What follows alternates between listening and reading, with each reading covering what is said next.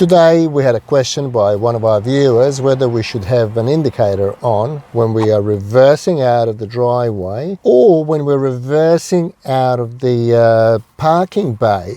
So the answer is no. They changed that rule back in 2018. It used to be the rule where you've got to indicate left if you're reversing left out of the driveway, or you've got to indicate right when you're reversing right. So that is not mandatory anymore. A lot of people ask us over the phone whether we should indicate when we're reversing. Now, apparently some assessors mark for not indicating, which should not be the case. So if that's what's happening, you should rightfully complain.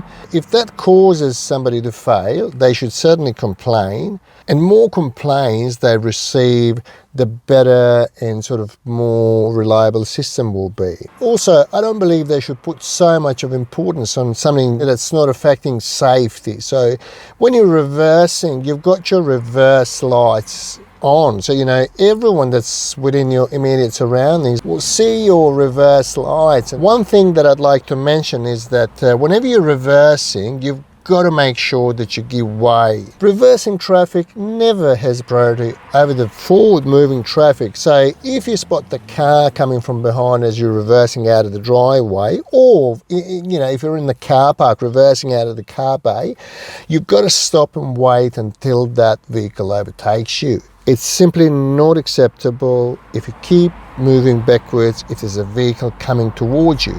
So that would represent an immediate fail. Now, should we indicate or not when we're reversing out of the driveway or out of the car bay?